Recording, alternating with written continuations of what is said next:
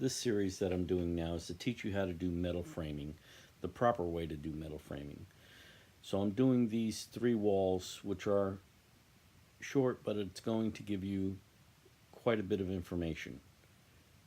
Layout, doorways, 3 different styles, and how to do your metal studs, drywall, and finish.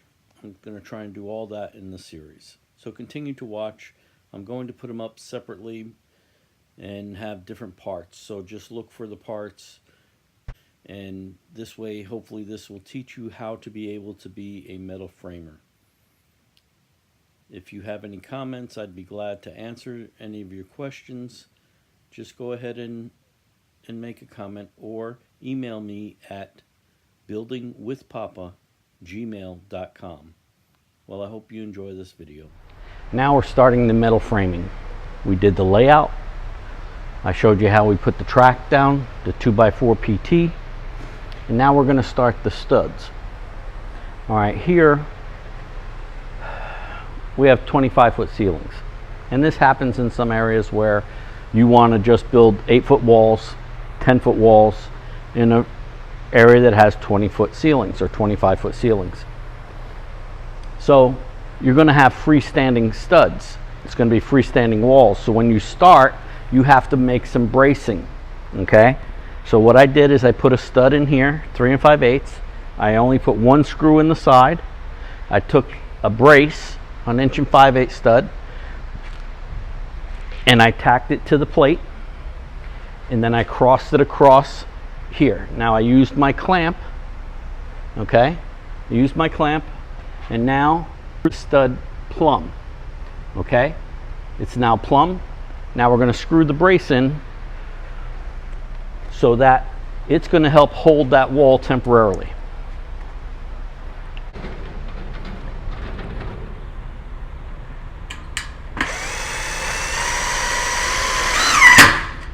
Okay.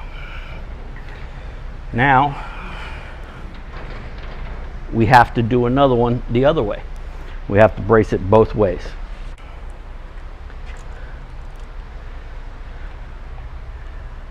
Now we already know we have it plumbed the other way, so we're going to check our stud.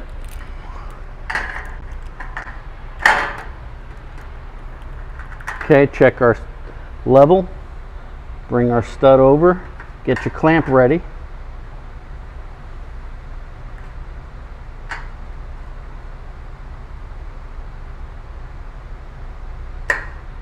Okay.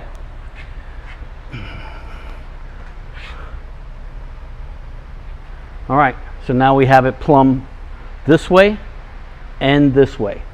Throw a screw in it to tack it off. Okay.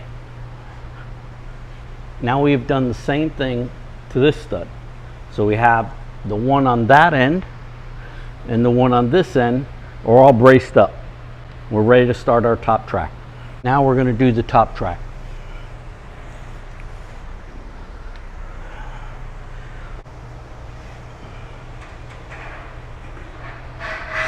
Okay, we already know that the track is the same distance as the bottom, and if we are plumb both ways, we should be okay.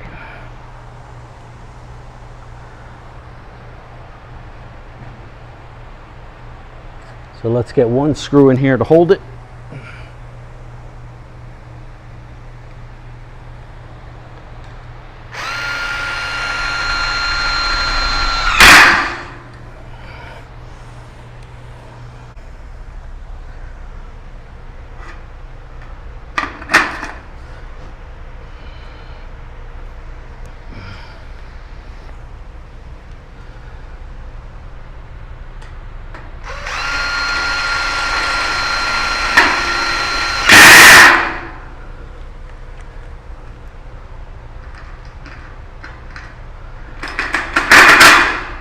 Okay, well, it's tacked off right now,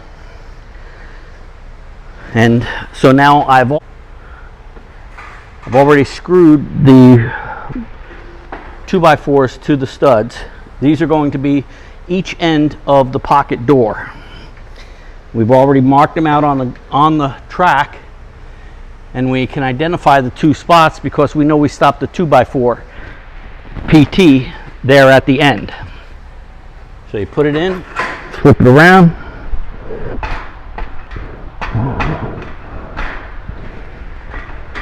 get it to the end.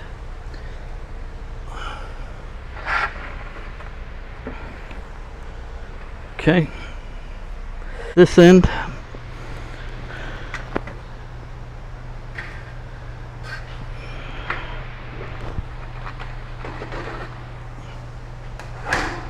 Okay.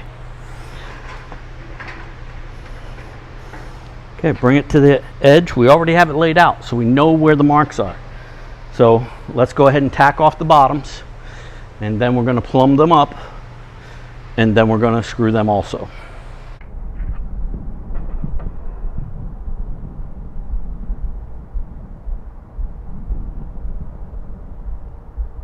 Clamps are great.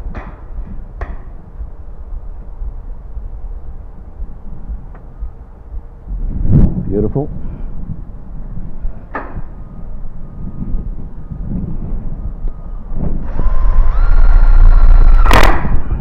Okay. Now make sure you screw all 4 ends of each stud. Top, this side, left side, bottom. Don't chintz out. Don't try to just do one side. It's not the right way.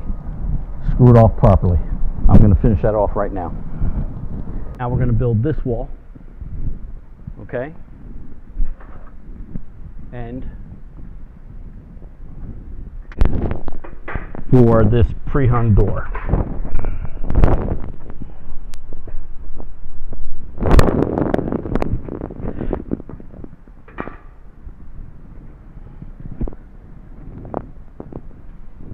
Now remember, we had already cut all our top track, so I'm going to go ahead and start this.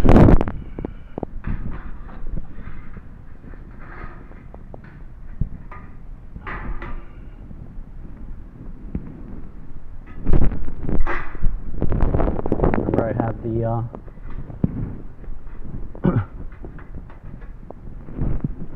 the track already cut with a splice end. So I'm going to go ahead and clamp it so I don't have to keep fighting with it.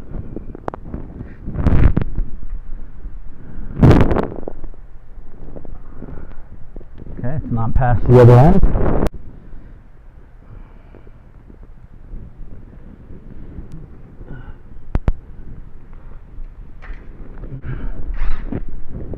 Okay. Now we can remove our clamp. The track's not going to go anywhere.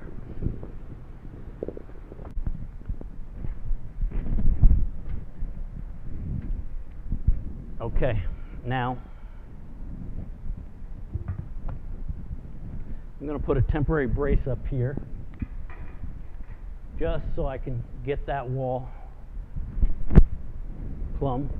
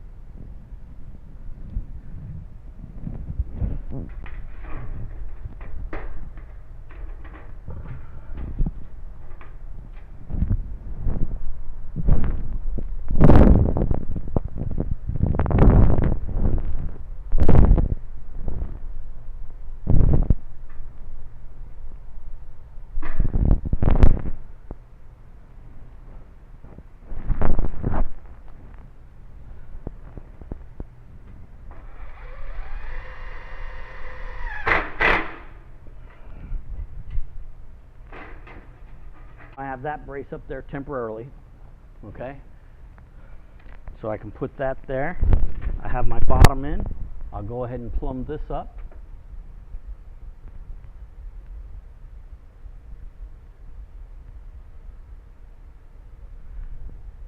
Clamp it. I'm going to screw it off.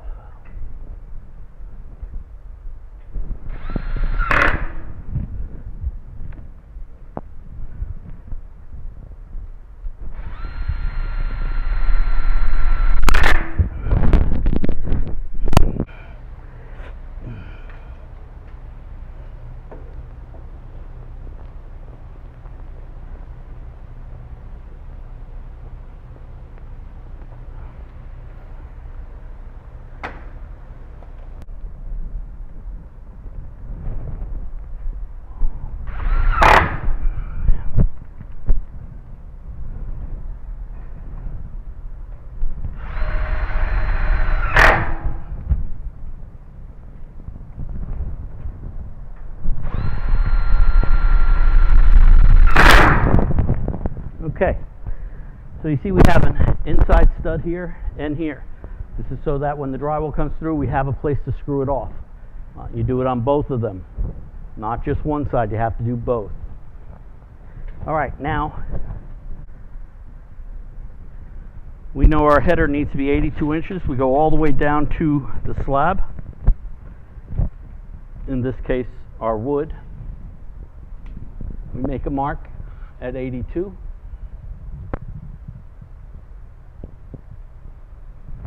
Now remember, this is pre-hung, so I don't mind using a shoe header.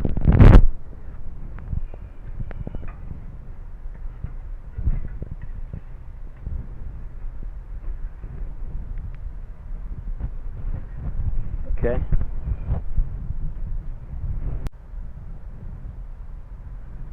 Get that square, plug it in. Now, you want to make sure it's level. This you should have a 2-foot level for, but if you don't, go on the inside of one side and the outside of the other, and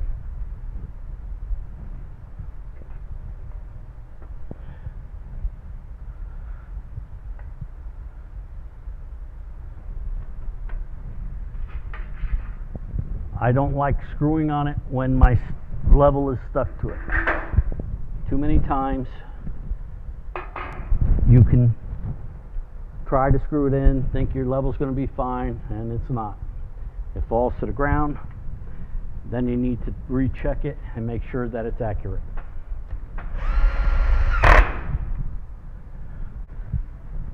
This is for our pocket door frame.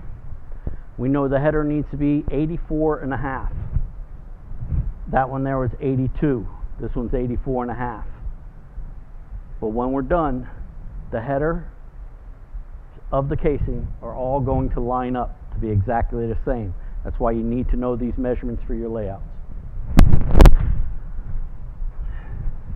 All right, I measured up 84.5. Have my shoe header.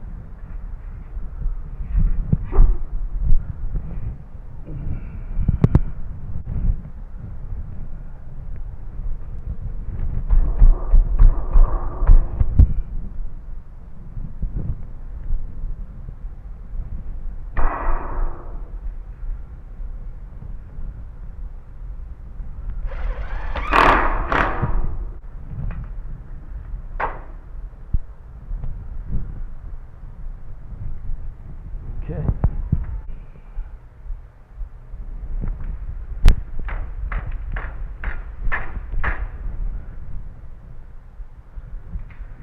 Okay.